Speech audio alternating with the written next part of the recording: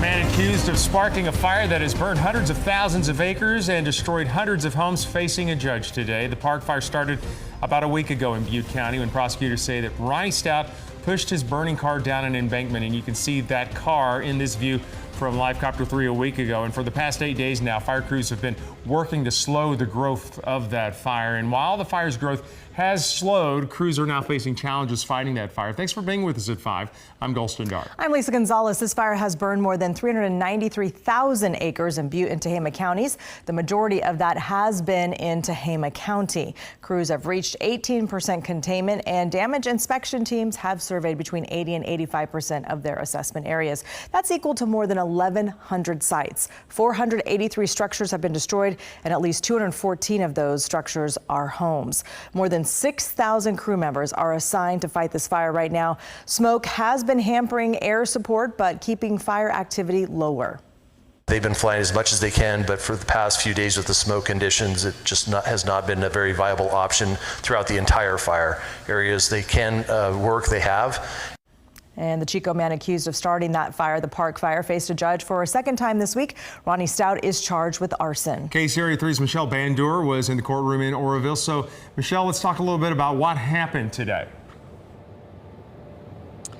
Well, what happened today, Golston, is that Ronnie Stout did not put in a plea. His arraignment was continued for a second time this week. And since the court appointed a public defender, that lawyer asked for a continuance so she could get up to speed on the case and correctly advise her client on the plea situation in this case. And Ronnie Stout agreed to that continuance, as he does face 25 years to life in this case. Now, the judge denied our request for video and audio to be recorded in court today, but we were allowed to take still photos of the suspect. Stout is charged with one felony count of arson that is willful and malicious, along with a lesser included count of reckless arson. Now, that charge comes with a list of special allegations saying he caused multiple structures to burn. Stout also has 2 prior felony convictions in California, meaning the arson charge would be his 3rd strike, facing that 25 years to life in prison if convicted. The Butte County District Attorney says if found guilty of either of those arson charges, he will face that 3rd strike punishment. Even if a jury were to find him guilty of the lesser included crime of reckless arson, that because he has a child molest strike, that being what we call in shorthand a super strike, he still faces 25 years to life. So either the willful arson or the reckless arson will get him 25 years to life.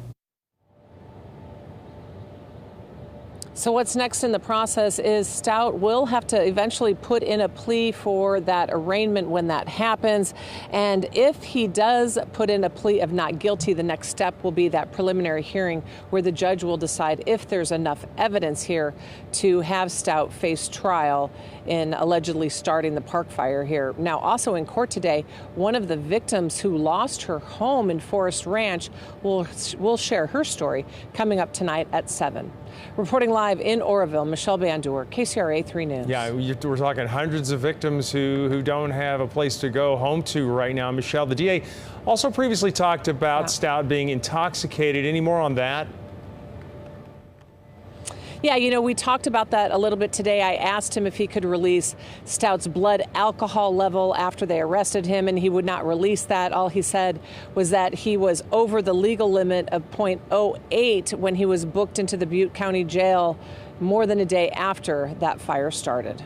All right, interesting there, Michelle. Thank you for that. We'll stay on this story. Obviously, Stout is scheduled to be back in court in August 22nd. At that hearing, he's expected to put in a plea to the arson charges. We've also seen some downgrading of evacuation orders and warnings in Butte County over the past week. And here's a look at the zones right now. Orange is an evacuation order. Yellow is an evacuation warning. And remember, if you're heading back to your property, be aware of your surroundings and watch out for fire crews in the area. They're still very busy on those roads. Evacuation orders remain in effect in parts of Tehama and Shasta counties. Those are the areas highlighted in red and the area of yellow, those are evacuation warnings. Those remain in effect in both counties in addition to Plumas County.